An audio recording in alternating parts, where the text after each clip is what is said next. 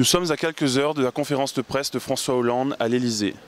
Alors qu'il s'attendait à lancer son pacte de responsabilité, ce sont ses déboires conjugaux qui retiennent l'attention. Nous avons tenu à interroger les Lyonnais sur cette question. Olivier François et Antoine Mioch sont allés enquêter sur le terrain.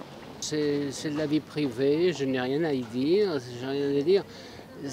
Chacun a sa vie privée, il faut laisser, il faut rien dire. Ça reste de la politique, donc ça reste une façade, quoi. C'est juste une mascarade. Ils nous montrent bien ce qu'ils veulent et après ce qui se passe à l'intérieur de chez eux, en fait, on s'en fout, quoi. Qu'on puisse lire des choses pareilles, ça ne regarde personne, ça intéresse qui?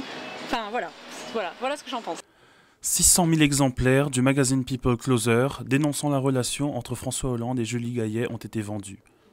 3 fois plus que le tirage habituel. C'était annoncé depuis la veille, donc de toute façon, oui, même pas. Hein. À 10 h du matin, on n'avait plus rien. Hein.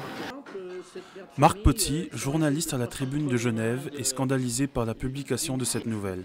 Pour lui, la démarche de Closer n'est pas journalistique, mais uniquement people.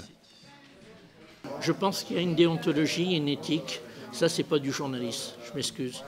Qu'est-ce que ça peut apporter de plus dans la vie des Françaises et des Français de savoir que François Hollande couche avec une telle ou une telle, franchement. La consigne est pourtant claire au gouvernement. Silence radio jusqu'à la conférence de presse du président à 16h30. Et la dernière crise à l'Élysée, est-ce que c'est un bon exemple? Merci beaucoup, plaisir. Le prix du tabac à rouler subit aujourd'hui une hausse comprise entre 50 centimes et 1 euro. Rouler sa cigarette était devenue une alternative face aux cigarettes industrielles, mais l'État a décidé d'aligner les prix. Un reportage de Clara Mazuir et Yamina Tayeb. Pour sa 3e augmentation en 15 mois, le prix du tabac a augmenté ce lundi de 20 centimes pour les cigarettes et de plus de 50 centimes en moyenne pour le tabac à rouler. À 23 ans, Maxime fume plus d'un paquet de roulés par semaine. Son budget mensuel s'élève environ à 50 euros. Maintenant, 50 centimes, c'est vrai que ça impacte pas tellement mon budget, légèrement. Mais s'il voudrait vraiment qu'on arrête de fumer, je pense qu'augmenter de 10 euros ou 5 euros le paquet, ça serait plus... Ça, en tout cas, moi, ça m'encouragerait à arrêter de fumer. Cette hausse s'explique par l'augmentation de la TVA, qui est passée de 19,6 à 20%, mais aussi par une volonté de l'État. Le gouvernement a souhaité faire une augmentation un peu plus importante sur le tabac à rouler, pour dissuader les jeunes qui s'étaient donc retournés sur ce produit-là, qui était jusqu'à présent bien moins cher. Autre alternative, la cigarette électronique. Une quarantaine de points de vente s'est implantée à Lyon. Cette hausse est l'occasion pour Lucas de se remettre au vapotage. L'augmentation du tabac roulé, c'est sûr, c'est un facteur, on va dire, déclencheur pour pouvoir ensuite passer à autre chose et puis surtout me remettre à la cigarette électronique parce que j'ai un petit peu alterné, j'avoue. Et au niveau du budget, oui, c'est énorme, parce que là, on est sur une économie de 10 fois moins, à peu près, 10 fois moins cher. Ouais. Mais le débat autour de la e-cigarette est encore ouvert et sa composition soulève de nombreuses interrogations. Aujourd'hui, les taxis de toute la France manifestent sous forme d'opération escargot. Les taxis lyonnais font bien évidemment partie de cette manifestation. Revendication principale, la concurrence déloyale que représentent les voitures de tourisme avec chauffeur. Un reportage de Guillaume Bouquet et Nicolas Madinier. Près de 140 véhicules étaient mobilisés hier à Lyon. Objectif contester la concurrence déloyale dont ils se disent victimes.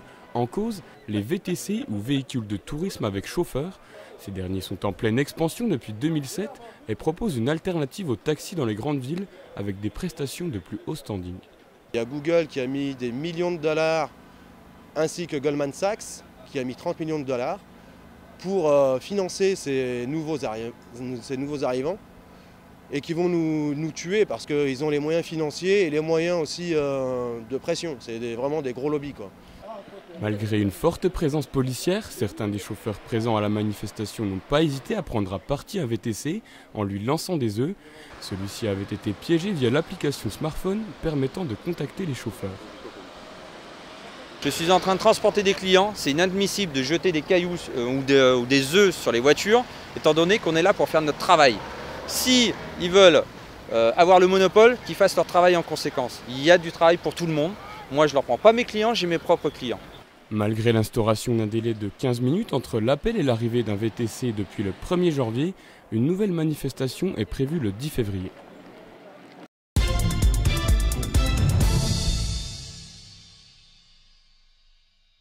Bonne nouvelle pour les salariés de l'usine Bosch de Vénissieux. Un repreneur se serait positionné en la personne de Cilia Energy. L'entreprise bretonne s'associerait à Urba Solar pour reprendre le site. Un accord de principe aurait été trouvé selon les syndicats pour une reprise de l'activité photovoltaïque début avril. Bosch avait annoncé son retrait du secteur en mars 2013, mettant les salariés au chômage partiel.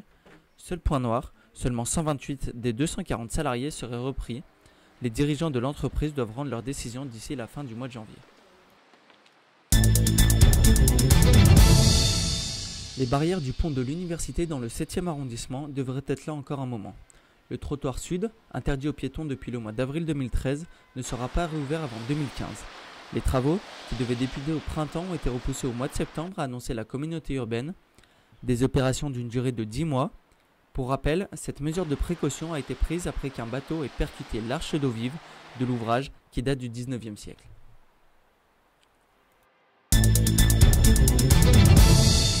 Il y avait un peu de mélancolie hier au Grand Lyon.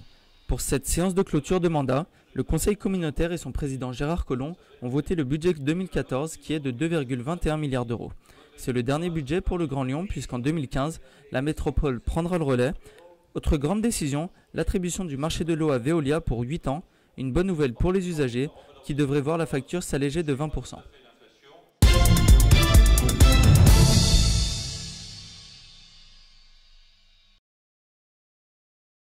Alors que la guerre au Mali a fait des ravages, les manuscrits de Tombouctou sont en lieu sûr à Bamako. Mais à Lyon, ville jumelle de Tombouctou, il y a un travail de sauvegarde qui est effectué sur ces précieux écrits. Rencontre avec les chercheurs de l'École normale supérieure de Lyon, un reportage de Marianne Chéadé et Audrey Delabre. Les manuscrits de Tombouctou ont été écrits par les Maliens eux-mêmes.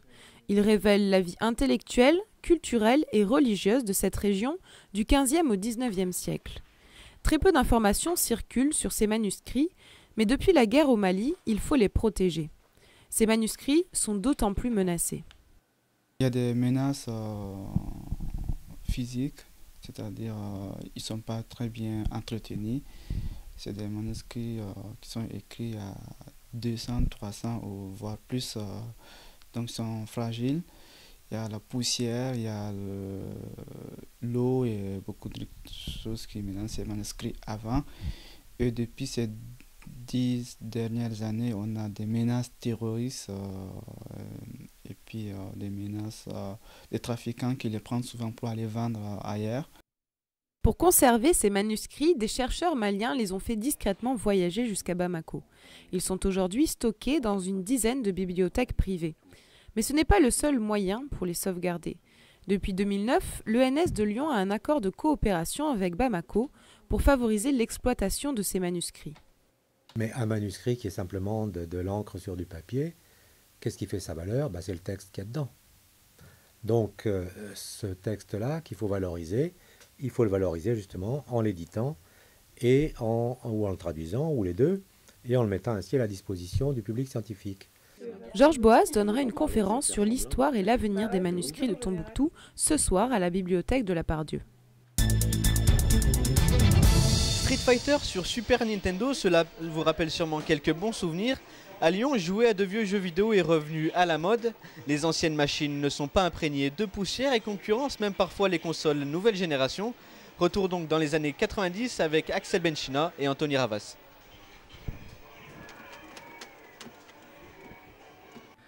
Sa Nintendo 64, Rémi, 21 ans, ne la lâcherait pour rien au monde. Adepte du rétro gaming ou l'art de jouer à de vieilles consoles de jeux, le jeune homme en possède plusieurs. Rémi s'est intéressé au rétro gaming en visionnant des vidéos sur internet. Il n'oublie cependant pas les consoles nouvelle génération qui prennent place également sur sa commode. Tu peux faire du rétro gaming et en plus jouer à des jeux récents, ça n'empêche pas. Il y en a qui sont plus puristes, mais moi voilà. Ce que je cherche au final, c'est m'amuser en jouant à un jeu vidéo.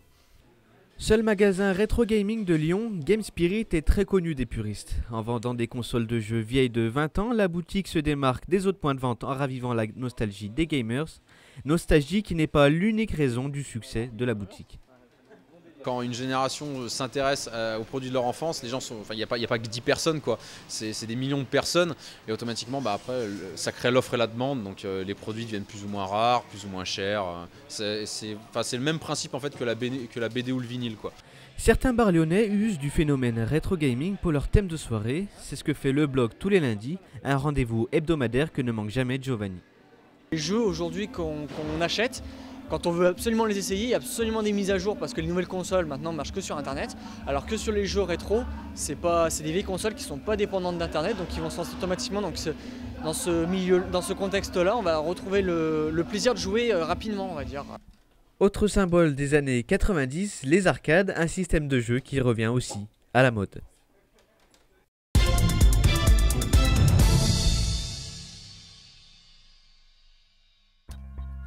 Un temps mitigé attend les Rhône-Alpins pour ce mercredi 15 janvier. Le brouillard sera présent sur le Rhône ainsi que dans l'Ain et l'Ardèche. La Savoie et l'Isère seront quant à eux sous le soleil. Dans l'après-midi, les nuages investiront la région avec des éclaircies sur tout le bassin rhodanien. Côté Mercure, le froid fait son retour demain matin avec des températures nulles de la Savoie au Rhône en passant par l'Isère. La chaleur reviendra dans l'après-midi pour atteindre 8 degrés à Grenoble ou 9 à Annonay.